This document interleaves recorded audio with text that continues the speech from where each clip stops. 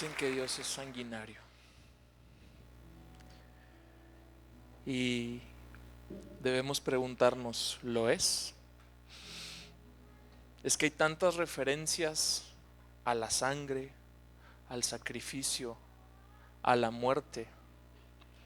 Principalmente en el Antiguo Testamento vemos muchas referencias hechas al derramamiento de sangre. ¿Es Dios sanguinario? ¿O podemos profundizar el porqué de la sangre, el cuándo, cómo y dónde de la sangre, y tomar un significado más profundo de eso?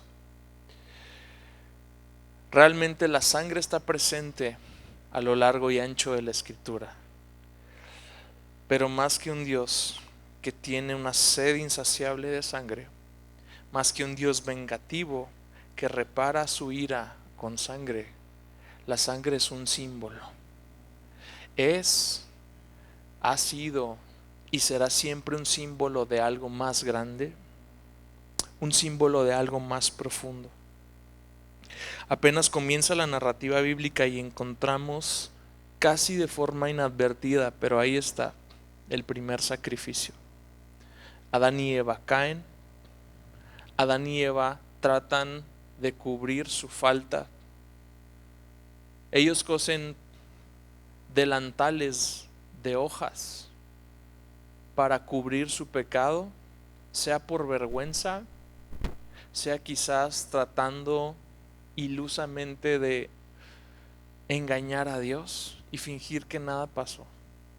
El caso es que tan pronto sale a la luz el pecado, Dios se ve en la necesidad de cubrir ese pecado. Y muy veladamente, pero está en la Escritura, en el versículo 27 de Génesis 3, 21 de Génesis 3, Dios sacrifica a dos seres vivos y con sus pieles cubre la desnudez de Adán y Eva. El resultado del pecado siempre es la muerte. Desde entonces empezamos a construir el significado de la sangre para Dios. Y en este momento podemos darnos cuenta que toda falta origina una deuda, que toda falta origina vergüenza, que toda falta debe ser cubierta con algo. Y lo que llama mucho la atención y sobrecoge el corazón es que tú lees al principio del capítulo 1 y 2 de Génesis a un Dios dador de vida, a un Dios que tan solo con abrir su boca trae orden en medio del caos, da vida en todo su esplendor. Todo lo que Él hace, todo lo que resulta de la vida que emana este Dios es bueno. Y tan pronto empieza la historia, vemos al Dios dador de vida quitando una vida. Y no lo hace arbitrariamente. Dios quita una vida para cubrir una falta. Continuamos en la progresión de la historia, ahora nos encontramos en Egipto. Ahora ya sabemos que la sangre es símbolo de algo. Y en Egipto la sangre se convierte en símbolo de vida y de muerte. Ahora, previo a la liberación del pueblo hebreo de Egipto, un sacrificio debe hacerse. Un cordero debe ser sacrificado. Ahora, este cordero no puede ser como cualquier otro cordero. Tiene que ser un cordero perfecto. Previamente a su sacrificio se tiene que apartar de la manada. Ahora hay un peligro inminente sobre el pueblo hebreo. Y es que Dios ha decretado que todos los primogénitos van a morir. Pero hay una fórmula, hay un medio por el cual los primogénitos hebreos no tienen que sufrir el mismo destino que los primogénitos egipcios. Y es nuevamente la sangre. Ahora la sangre se convierte no solamente en un símbolo de muerte, como con Adán y Eva. Ahora la sangre es un medio para preservar la vida. Dios les da instrucciones muy claras al pueblo hebreo de que sacrifiquen ese cordero, de que sea partido, de que sea compartido en las familias y de que con su sangre se pinten las puertas. Ahora el símbolo de la sangre no solamente es de muerte, no solamente es para preservación de la vida, ahora la sangre es una señal. Una señal que cuando pase el juicio de Dios, el ángel de la muerte sobre Egipto, él pasaría de largo e ignoraría intencionalmente aquellas casas que estuviesen pintadas con sangre. Pero aquí encontramos un significado más profundo de la sangre. Cuando Dios decreta que los primogénitos deben morir, ¿sabes? Dios no cumple su ley como Él le da la gana, no es como nosotros. Él dice algo y lo cumple y se tiene que cumplir hasta las últimas circunstancias. Si Dios dice que los primogénitos van a morir y que sobre el mismo lugar va a pasar el mismo ángel de la muerte, ten por seguro que vidas van a ser cobradas. Pero encontramos un significado muy bello y es que ningún primogénito israelita o hebreo tuvo que pintar con su sangre ninguna de sus puertas. Es porque ahora Dios nos está telegrafiando algo. La sangre, el precio, puede ser pagado por un sustituto. La sangre no necesita ser la de aquel cuya vida quiere preservar, sino hay alguien que puede morir en sustitución de aquel que necesita preservar la vida. Pero volvemos al inicio, no cualquiera puede morir. Un pecador no puede morir por otro pecador. Se necesitaba un cordero perfecto, sin ningún defecto, apartado específicamente para ese fin de ser sacrificado y de dar su sangre para preservar la vida. Ese animal sacrificado viene a ser sustituto del primogénito que debía morir en su lugar. El cordero representa a Cristo.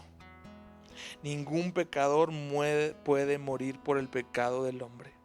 Solamente Cristo, el cordero sin mancha y sin arruga, sin mancha y sin ningún defecto, puede morir por el pecado. La sangre es una señal. Y gracias a esa señal, ahora el pueblo de Israel camina hacia la libertad. Porque ahora bajo esa señal, aquellos que no gozaron del beneficio de estar cubiertos por la sangre de ese cordero perfecto, lamentan sus pérdidas. Mientras que los hebreos gozan de su libertad. Todo esto se convierte en una señal no solamente para el presente, sino para el futuro. Una sangre más preciosa estaría todavía por derramarse. Una sangre más valiosa. Una sangre de un ser más perfecto, de un ser más inocente. Podría todavía derramarse y el efecto de la sangre sería el mismo que está representado en la Pascua, pero aún todavía de una magnitud insondable. Preservación de la muerte para todo pueblo de toda lengua, tribu y nación. La señal de un nuevo pacto para todo aquel que en ese pacto ponga su fe. Realmente vida y vida en abundancia para todos los que pongan su obediencia en hacer lo que ese pueblo, aún en su incredulidad, hizo. ¿Sabes? Israel era tan pecador como Egipto. Israel no tenía nada especial para ser salvado. El pueblo hebreo estaba tan destinado a la muerte como el pueblo egipcio. La única diferencia que hubo es que unos obedecieron e hicieron caso del pacto, tomaron el símbolo presente como algo por venir y pintaron sus puertas con la sangre del cordero. Los otros confiaron en sus dioses, los otros no creyeron el mensaje, los otros ignoraron las advertencias del único Dios verdadero y el resultado fue muerte. Ahora sí llegamos a 1 de Pedro 1:18 y entendemos el significado, entendemos el alcance y el símbolo ya perfeccionado. Aquello que tanto sacrificio y tanto derramamiento de sangre nos venía presagiando en el pasado, ahora Pedro lo resume y lo dice de esta forma: ustedes saben que no fueron redimidos de su vana manera de vivir heredada de sus padres con cosas perecederas como oro o plata, sino con sangre preciosa como de un cordero sin tacha y sin mancha, la sangre de Cristo, porque Él estaba preparado desde antes de la fundación del mundo. Sí, así como se preparaba ese cordero previo a la fiesta de los panes sin levadura y previo a la fiesta de Pascua, así estaba Cristo preparado desde antes de la fundación del mundo, pero se ha manifestado en estos últimos tiempos por amor a ustedes. Por medio de Él son creyentes en Dios, que lo resucitó de entre los muertos y le dio gloria, de manera que la fe y esperanza de ustedes sean en Dios. Ahora, toda esta sangre prefiguraba un último y más excelente sacrificio. Prefiguraba la sangre de Cristo. La sangre de Cristo en la cruz del Calvario fue el precio que se pagó por nuestras transgresiones, por nuestro pecado, para la preservación de nuestra vida, en sustitución de nuestra propia sangre, que es incapaz de ser hallada apta siquiera para morir por nosotros mismos. No se hable de morir por alguien más. Y también como señal de un nuevo pacto. Ahora el juicio y la ira venidera pasan por alto, porque esta señal habla por sí sola. Ahora tenemos paz para con Dios.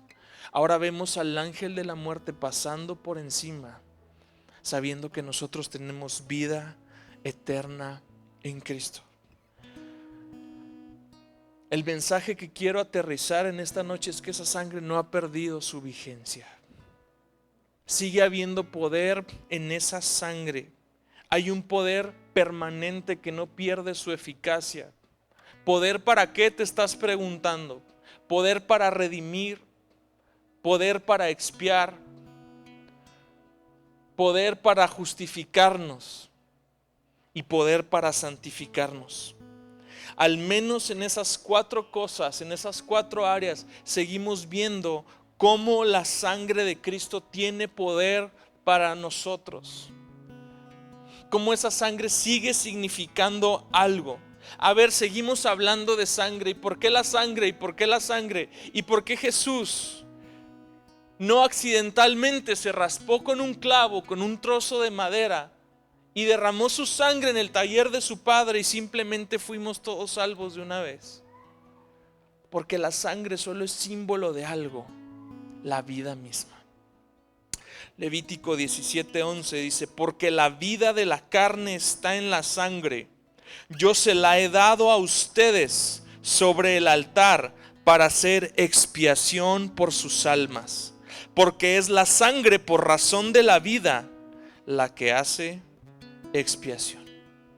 Así que ese poder que obra a través de la historia no es el de una gota de sangre, es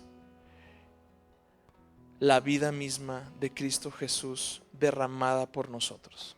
Alguien dijo alguna vez, una gotita de su sangre tiene poder para limpiar 1000 mundos de pecado. Se escucha bonito, pero no es precisa esa frase. Se escucha bonito, pero no encierra el significado del por qué Cristo tenía que dar su vida. Su vida tenía que ser derramada. Esa vida representada por su sangre. Así como dice Pablo, mi vida ha sido puesta para ser derramada como una ofrenda. Toda ofrenda, toda libación que se ofrecía en el Antiguo Testamento para que fuese aceptada por Dios tenía que ser derramada hasta la última gota. Entonces no es simplemente una hemorragia lo que podía salvarnos. Era que el Hijo de Dios dejara su vida por completo en la cruz. Y por redención nos referimos a la necesidad de ser recomprados de algo. Eso significa redimir. Algo que tiene que volver a ser comprado. Porque a partir de la necedad del corazón de Adán y Eva, a partir de ese momento en que el hombre y la mujer pecan, un nuevo amo se presenta y no toca la puerta, la derriba y entra por la fuerza. Es el pecado. Y es, junto con el pecado, la muerte. ¿Por qué? Porque dice la palabra que alguien identifica como su amo a aquella persona a la que no le puede decir que no, a la que no le puede desobedecer. Y ahora la humanidad se ve condenada a nunca decirle que no al pecado, a nunca decirle que no a la carne. Entonces, ¿quién manda? ¿Quién es el amo? El pecado. Entonces la sangre de Cristo, tal cual lo dice Pedro en el versículo 19, es la moneda de cambio. Pero dice que fuimos redimidos de una vana manera de vivir, y por vana entiéndase vacía, sin propósito, sin significado. Dice, no con cosas perecederas como oro o plata, sino con sangre preciosa.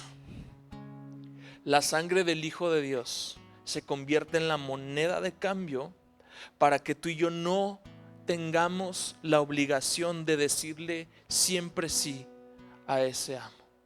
Porque ese amo es un amo cruel, pero justo, porque paga.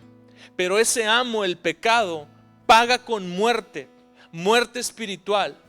Si todos vamos a morir en algún momento, pero la diferencia sobre quienes pese la señal del pacto y sobre quienes no, es muerte eterna, separación eterna, una lejanía total y absoluta de Dios. Y eso por sí solo es peor que cualquier infierno. Vemos en la cruz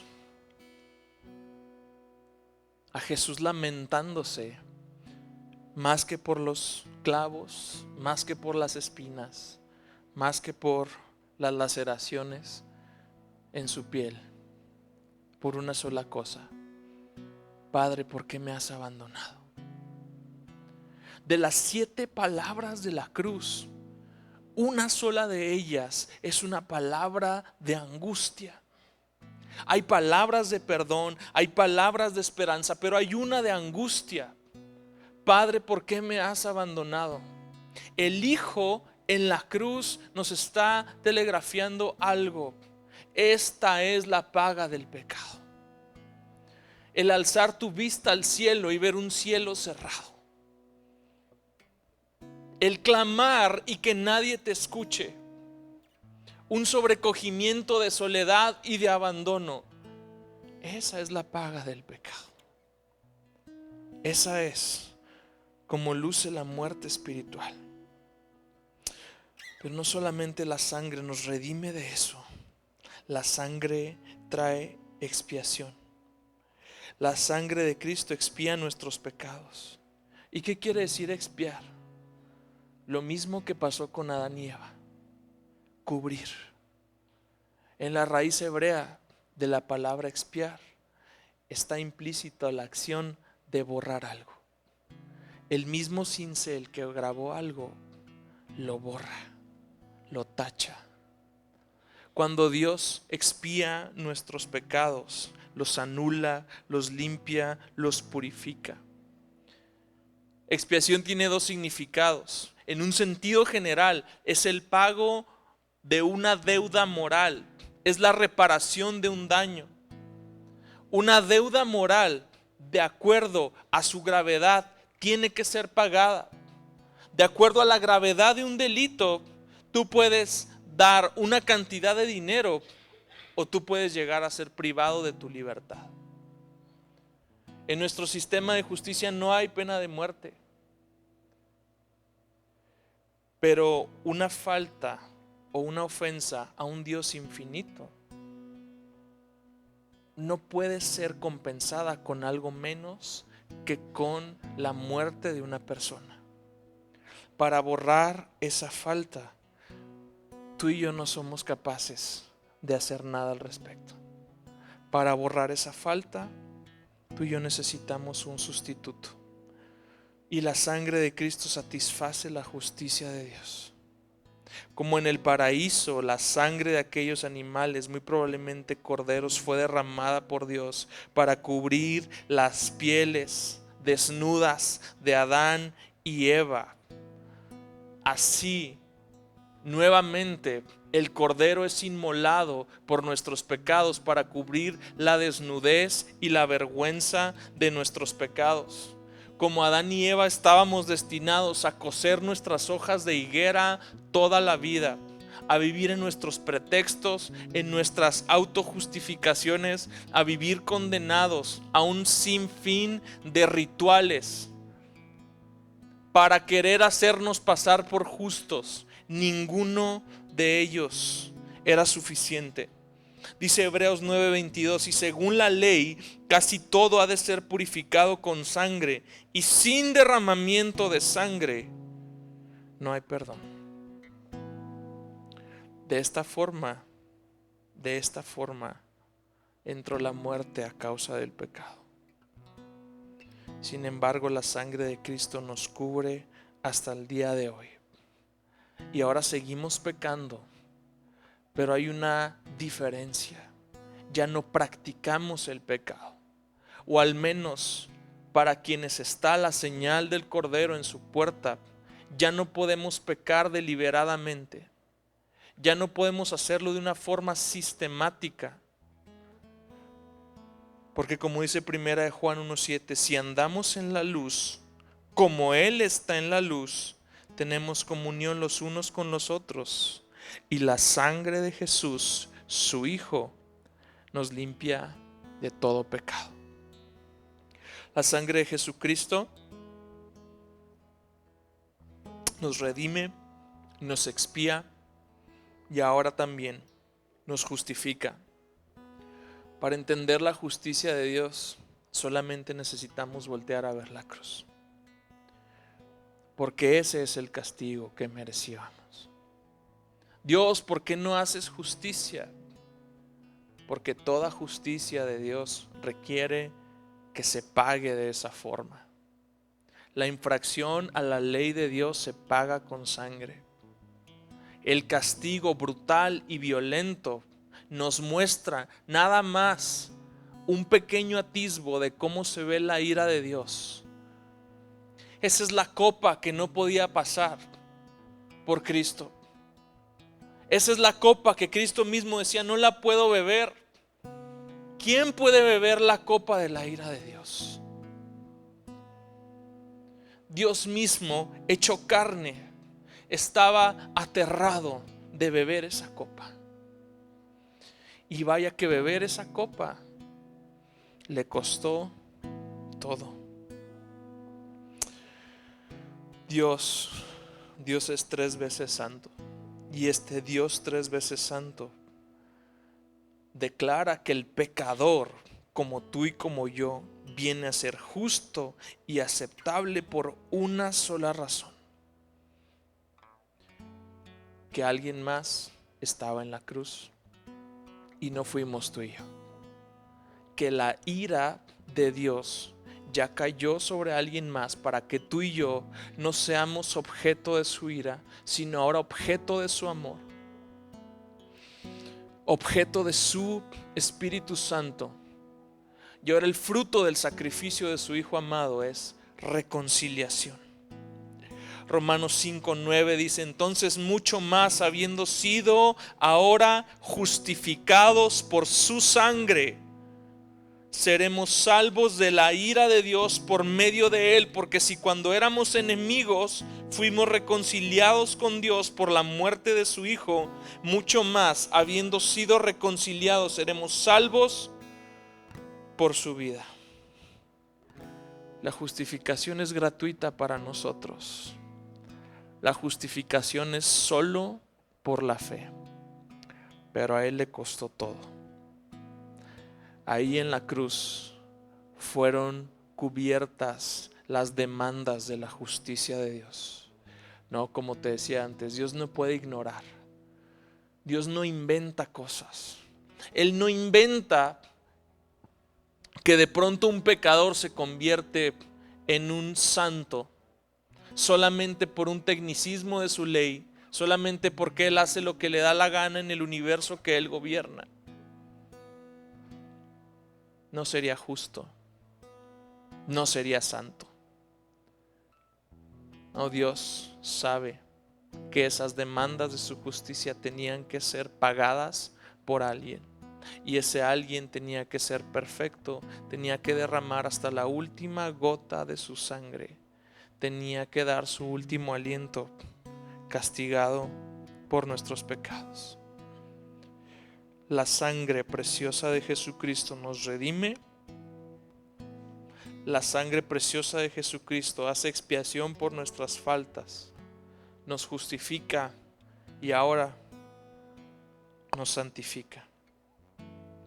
Así como las demandas de la justicia de Dios fueron satisfechas en Jesucristo, así como Dios jamás quebranta su santidad, así como Dios tiene que aplicar la ley porque no la puede ignorar, entonces ahora vemos un fenómeno: que seguimos pecando, que sigue habiendo pecado. Y ahora en la antigüedad, cada vez que había pecado, ya conociendo estas cosas, ahora se vuelve una fórmula muy eficiente. Pues peco, y cada vez que hay pecado en mi vida, entonces llevo al sustituto para que esa sangre remita mis faltas. Sin embargo, esto fue un derramamiento de sangre perpetuo. Una y otra vez se tenía que hacer expiación por los pecados. Dice la palabra que el sumo sacerdote no se sentaba, que continuamente estaba ofreciendo sacrificios, pero llegaba el día de la expiación, lo que hoy se conoce como el Yom Kippur, y pasado el Yom Kippur, la gente seguía pecando y más sacrificios venían, y el siguiente año más sacrificios venían. En los anales de la historia está una estadística que dice que aproximadamente en las Pascuas judías de aquellos tiempos se sacrificaban más o menos 250,000 de corderos.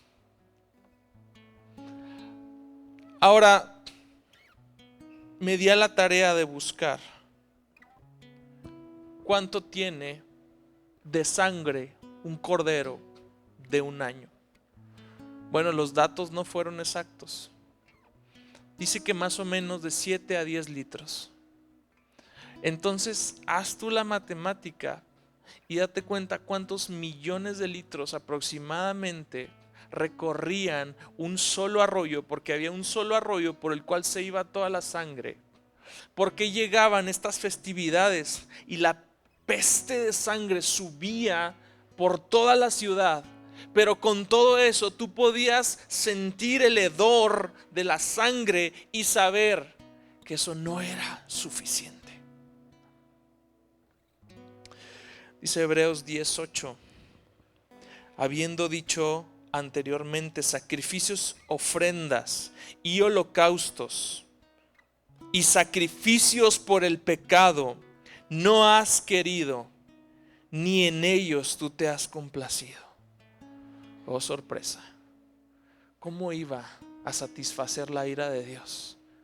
Algo tan sencillo. Pues aquí seríamos todos ganaderos, ¿no? Y tendríamos nuestro criadero de bueyes, de machos cabríos, de ovejas. Pero eso no satisfacía las demandas de la justicia de Dios. Entonces dijo, y está hablando de Jesucristo: he aquí, yo he venido para hacer tu voluntad. Él quita lo primero, es decir, Él quita los sacrificios para establecer lo segundo: hacer la voluntad de Dios. Y por esa voluntad hemos sido santificados mediante la ofrenda del cuerpo de Jesucristo, ofrecida una vez para siempre. Y más adelante el autor de Hebreos remata con esta línea: porque por una ofrenda Él ha hecho perfectos para siempre a los que son santificados. La sangre de Cristo tiene el poder de pasarnos de un reino de tinieblas a un reino de luz, de cambiar nuestra posición de hijos de ira a hijos adoptados, amados, herederos juntamente con Él. La sangre de Cristo tiene la capacidad de pasar nuestro cuerpo muerto por el pecado a vivir una vida, y vida en abundancia. Y cada una de esas funciones de la sangre de Cristo tiene vigencia para nosotros. Cada una de esas veces que tú y yo pecamos, debemos recordar que fue ofrecido un sacrificio una vez y para siempre. Y en lugar de atrevernos a pisotear la sangre de Cristo, en lugar de atrevernos siquiera a verla con displicencia y con apatía, respondamos de la única forma lógica y aceptable a Dios, en adoración a su Hijo amado. Porque esa sangre que había sido inicialmente solamente un símbolo, esa sangre sigue preservando nuestra vida. Esa sangre sigue siendo la señal de un pacto. Esa sangre sigue sellándonos a nosotros como propiedad, como recomprados. Esa sangre sigue acallando las demandas de la justicia de Dios. Esa sangre sigue comunicándome una realidad diferente. Porque yo mismo debo saber que siendo pecador, he sido cambiado de posición. Y ahora puedo decir: soy santo, porque Dios es santo. Pero no soy santo por nada que yo me haya atrevido a hacer, ni nada que yo siquiera pueda hacer. Soy santo porque la sangre de Cristo tiene poder en mi vida. Soy santo porque ahora la sangre de Cristo me ha dado novedad de vida. ¿Por qué no repartimos la Santa Cena?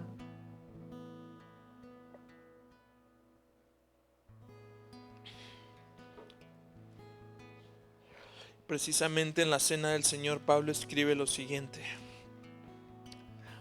yo recibí del Señor lo mismo que les he enseñado, que el Señor Jesús, la noche que fue entregado, tomó pan y después de dar gracias lo partió y dijo: este es mi cuerpo que es para ustedes, hagan esto en memoria de mí. De la misma manera tomó también la copa después de haber cenado, diciendo: esta copa es el nuevo pacto en mi sangre. Hagan esto cuantas veces lo beban en memoria de mí.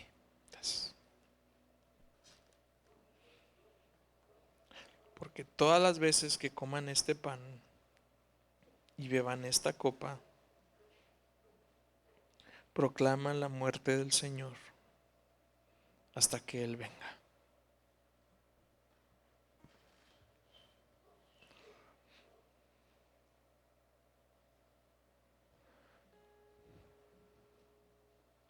Si me pueden ayudar con algo de música desde allá.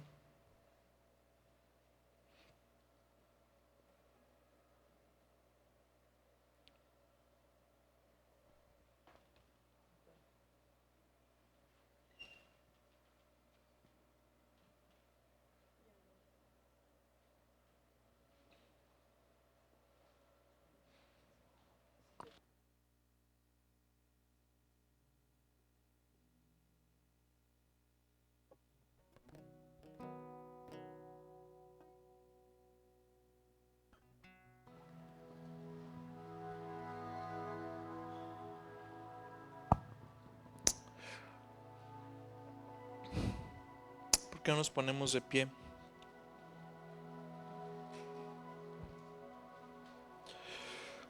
Precioso Padre, hoy hacemos esto en memoria del sacrificio de tu Hijo amado. Gracias, gracias por haber previsto una forma para la cual fuésemos redimidos del pecado. Gracias por haber previsto una forma para la cual fuésemos salvados de toda condenación, de todo pecado, de la ira que está por venir. Gracias, precioso Padre, por haber enviado a tu Hijo. Gracias, Señor Jesús, por ser obediente hasta la muerte. Gracias porque hoy recordamos con gozo y con esperanza ese sacrificio. Porque aunque fue terrible de ver, terrible de presenciar, hoy para nosotros es un regalo hermoso, indescriptible, un regalo inmerecido, pero eso es precisamente la definición de gracia. No lo merecíamos, y sin embargo tú fuiste hecho justo por los injustos. Tú fuiste hecho pecado cuando no tenías pecado. No conociste el pecado y sin embargo fuiste hecho pecado por mí. Te alabamos y hacemos esto en memoria de ti. ¿Por qué no partimos la galletita?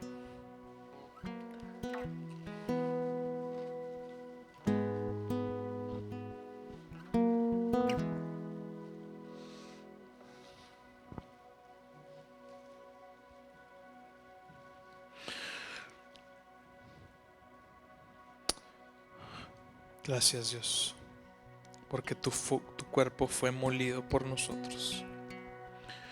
Tu cuerpo fue partido por nosotros. De la misma manera, tomó también la copa después de haber cenado, diciendo: esta copa es el nuevo pacto en mi sangre.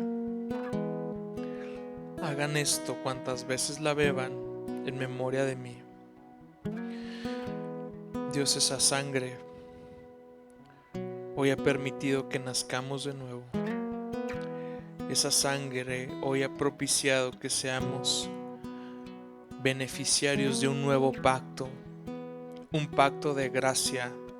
Ya no se requieren más sacrificios de sangre, ya no se requieren más sacrificios humanos. Sacrificio de alabanza, el fruto de labios que confiesan tu nombre, es todo el sacrificio que tú esperas, Dios. Gracias porque la sangre de esos corderos, de esos bueyes y de esos machos cabríos no era lo que tú esperabas.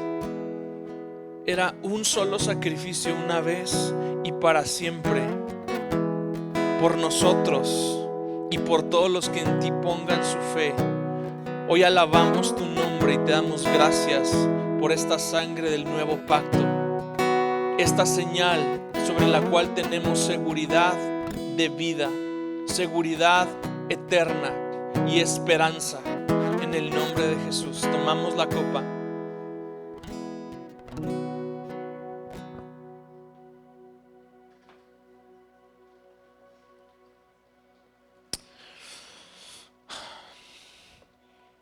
Gracias, Padre, por este tiempo.